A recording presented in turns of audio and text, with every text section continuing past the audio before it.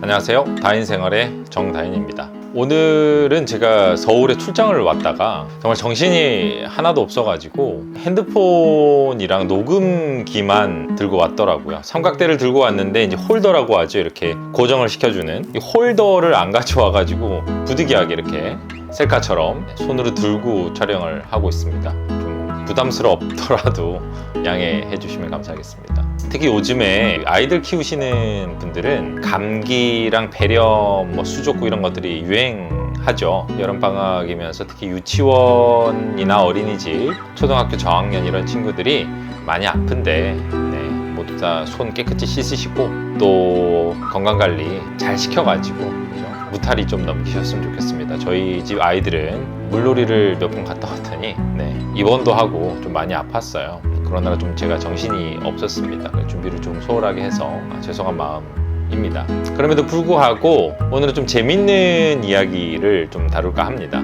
어떤 거냐면 제가 이 유튜브를 시작을 하면서 몇 가지 질문들을 많이 받았어요. 차를 어떻게 먹는 것이 좋을까요? 부터 시작을 해서 도구에서 찻잎까지 여러 가지 부분에 관한 미학적인 부분, 역사적인 부분도 마찬가지고요. 질문을 좀 많이 받았습니다. 제가 어떤 커뮤니티에 질문을 좀 올려주십사 이렇게 요청을 드렸더니 댓글이 한 100개가 넘게 달렸더라고요. 100 몇십 개가 달렸는데 그걸 일일이 제가 한 번에 다 소개를 해드릴 수는 없고 제가 할 수 있는 범위 안에서 설명을 좀 드릴까 합니다. 제가 Q&A를 준비를 했습니다.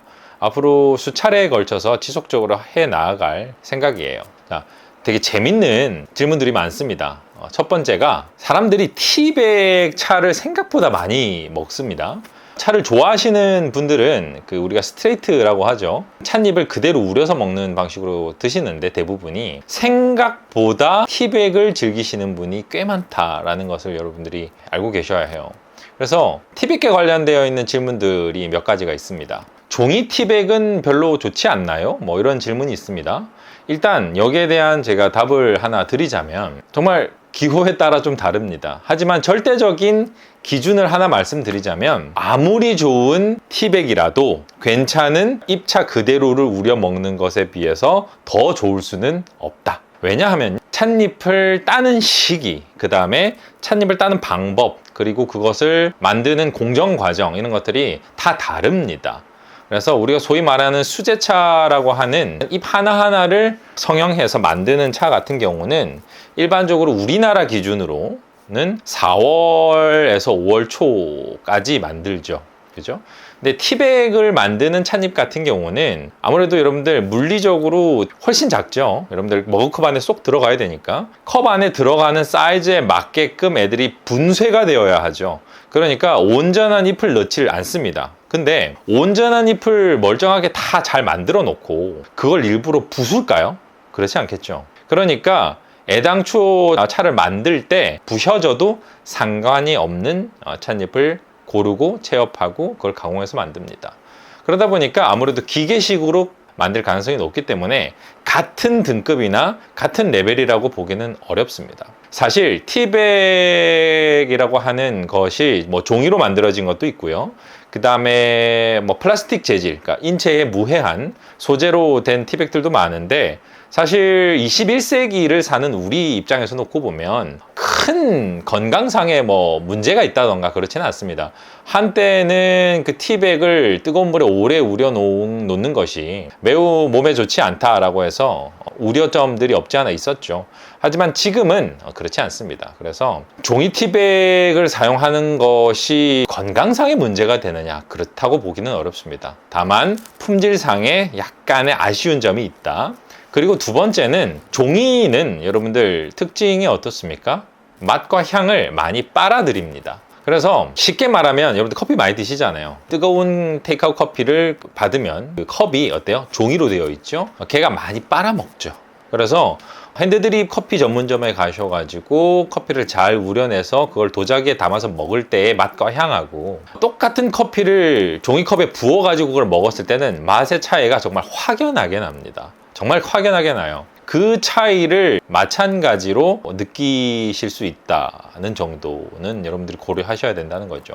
그래서 종이 티백 같은 경우는 아무래도 맛과 향에 있어서 약간의 손상이 올 수 있다. 하지만 어떻습니까? 티백은 그 티백 나름대로의 유용성이 있죠. 그죠? 왜 티백을 쓰겠습니까? 간편하기 때문이잖아요. 그 다음 차를 잘 모르는 사람에게도 어때요? 입문하기에 꽤 괜찮은 편의성이 있기 때문 아니겠습니까? 모양도 예쁘고요. 그렇다 보니까 아무래도 그 포장할 때도 마찬가지죠. 찻잎을 그대로 포장을 하게 되면 넣을 수 있는 포장 방법이 한정적이죠. 뭐 틴 케이스라던가 아니면은 밀봉지 같은 데 싼다던가 한정적인데 티백 형식으로 만들게 되면 좀 포장해서 자유로워지죠. 그래서 예쁜 박스 형태나 포장 형태가 만들어진다. 이런 장단점이 있습니다. 그래서 종이 티백이라고 해서 무조건 나쁘다, 더 좋다, 이런 표현은 옳지 않고요. 다만 맛과 향에서의 약간의 손해가 있을지언정 편의성 면에서는 훌륭하다. 그렇죠? 자, 그리고 다음 질문.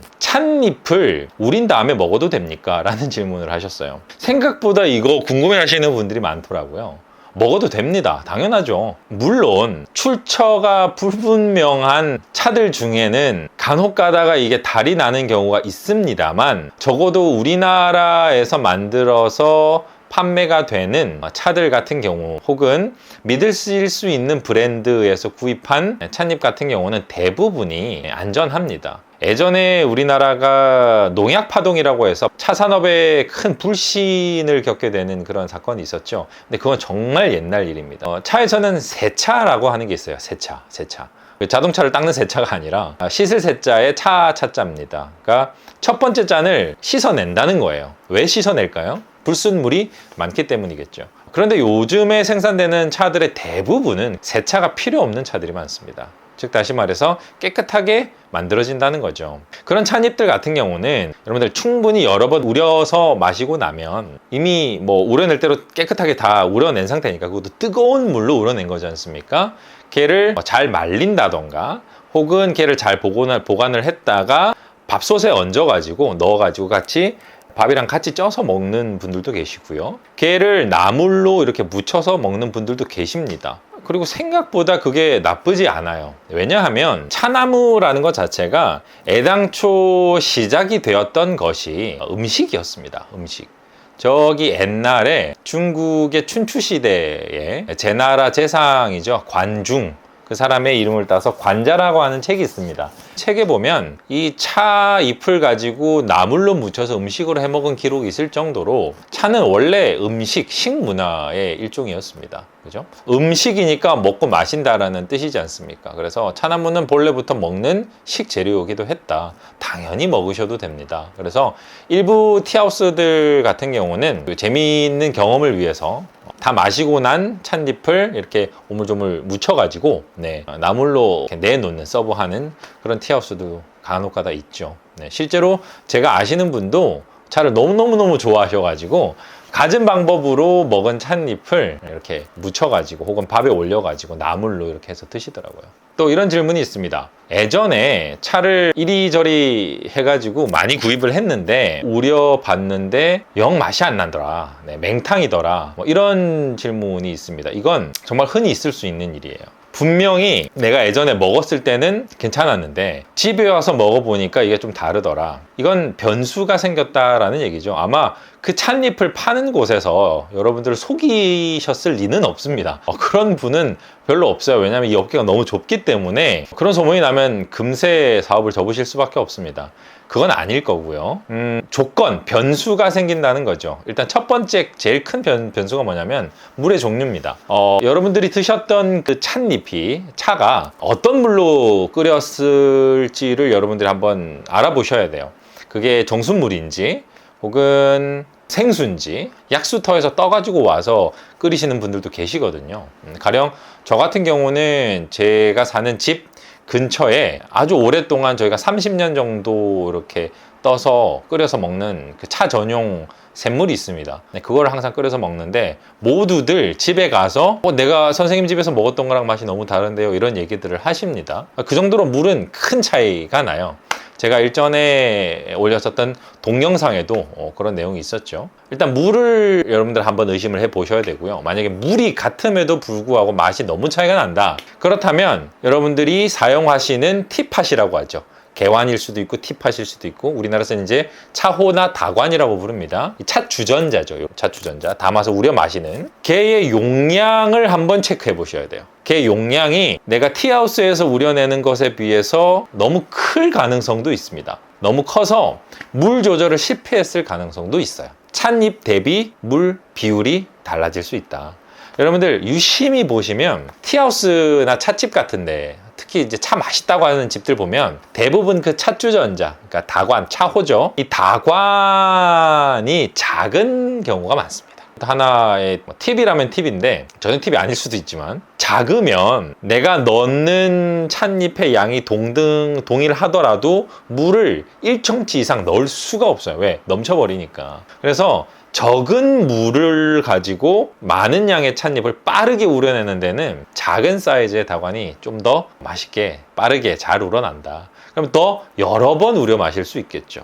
뜨겁게 해서 빠르게 여러 번 우려내기에 적합합니다. 그래서 너무 큰 찻주전자 같은 것들, 그죠?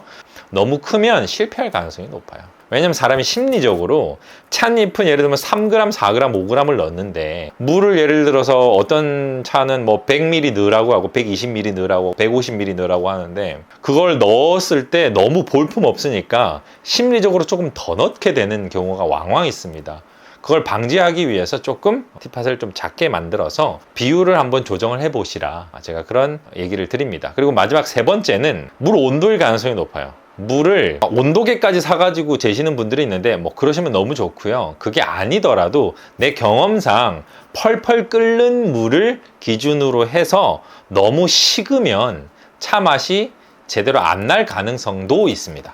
물론 추천에 따라서 뭐 70도니 75도니 80도니 이렇게 추출하는 것을 좀 권장하는 차들도 있지만, 기본적으로 여러분들 80에서 90도 사이에서 한번 먼저 우려내 보세요. 좀 온도를 조금 더 높인 다음에 우려내 보시고 조금씩 낮추시면 여러분들의 취향을 찾기가 좀 더 편합니다. 요거를 한번 꼭 알아두셨으면 하는 바람이 있어요. 질문 중에 치킨 먹을 때 홍차냐 콜라냐, 이건 선 넘었죠. 치킨 먹을 땐 콜라를 드세요. 무슨 홍차입니까? 콜라입니다. 다음, 잠이 잘 오는 차를 좀 추천해 주세요. 일단 제가 처음부터 말씀을 드렸죠. 저는 차를 브랜드를 추천을 해드리진 않습니다. 그러진 않을 거예요. 제가 차를 소개해야 하는 그런 유튜버는 아니기 때문에. 그런데 이 얘기는 꼭 드리고 싶어요.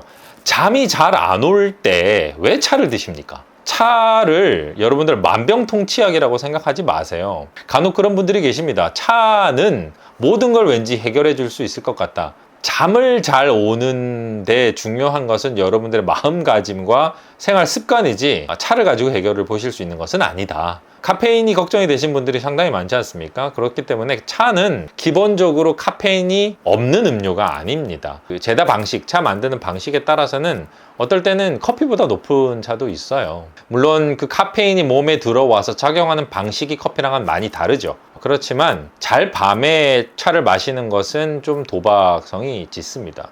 어떤 분들은 잘 밤에 자기 1시간 전에 막 1리터씩 드시는 분들도 계세요. 가령 저 같은 경우는 자기 전에 1리터씩 먹어도 잠 자는데 큰 무리가 없습니다. 그런데 어떤 분들 같은 경우는 주무시기 4시간 전에 한 모금만 드셔도 힘드시죠. 차는 잠을 잘 오게 하는 방법으로 쓸만한 대중적인 방법은 아니다. 오히려 차는 옛날부터 잠을 깨우는 각성의 효과로 아주 극찬을 받고 각광을 받았던 그런 음식입니다. 그러다 보니까 잘 주무시고 싶으시면 명상하시고, 그 다음에 따뜻한 우유, 물 같은 거 조금 드시고 마음을 편안하게 이완하시면서 주무시는 걸 추천해요. 커피나 차뿐만이 아니라 주무시기 직전에 숙면에 도움이 되는 주파수라느니 잠 잘 오는 음악이라느니 이런 거 틀어놓고 주무시는 분들도 계신데, 그게 과학적으로 입증된 바는 없습니다. 그러니까 그런 것에 의존하지 마시고 내 힘으로, 스스로의 힘으로 잠을 들이려고 하는 노력을 좀 하실 필요가 있어요. 그게 장기적으로는 훨씬 더 유익합니다. 이런 직구전 질문도 있네요. 모카팟에 티백 내용물을 넣고 끓이면 차가 우려지나요? 모카팟은 아시다시피 커피를 추출하는 하나의 기구죠. 저희 집에도 몇 개가 있고 제가 개인적으로 굉장히 좋아하는 방식인데, 여러분들 팟에 아마도 장난으로 이렇게 질문을 하신 것 같은데 왜 안 되겠어요? 가능하죠. 다만 풍미는 다 사라질 겁니다. 네. 그리고 그거 아십니까? 저 옛날에 당나라 시절에는 차를 끓여서 마셨습니다. 지금 우리는 우려서 마시죠. 근데 저 옛날에는 사람들이 그 탕이라고 해서 차를 탕이라고 불렀습니다. 탕이라는 게 뭐예요? 마치 국을 끓이듯이 재료를 물에다 넣고 끓이는 거죠.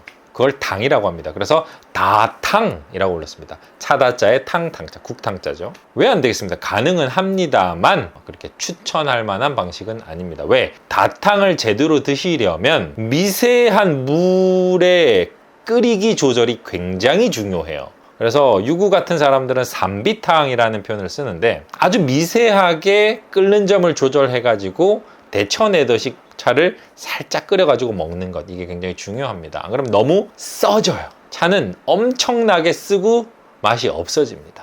그러니까 농담으로 하신 질문에 제가 진지하게 받아치자면 그렇게 추천하는 방법은 아니다. 그리고 오늘 시간에 마지막 질문, 차에도 유통기한이 있습니까? 라는 질문을 하셨어요. 제가 개인적으로 참 고마워하면서도 그렇게 반기지 않는 선물 중에 하나가 차 선물이에요. 제가 취향이 너무 확고한 편이다 보니까 많은 차를 선물을 받아도 그거를 제가 소화를 못할 경우가 많습니다. 근데 그러고 나면 차에는 상미기간이라는 게 다 있어요. 말 그대로 이 맛이 보존이 되는 한계 시간이란 뜻입니다. 차는 기본적으로 여러분들 만드는 사람들의 의도가 정말 중요하거든요. 그리고 그걸 만드는 사람들이 의도하는 기간이라고 하는 것이 반드시 존재합니다.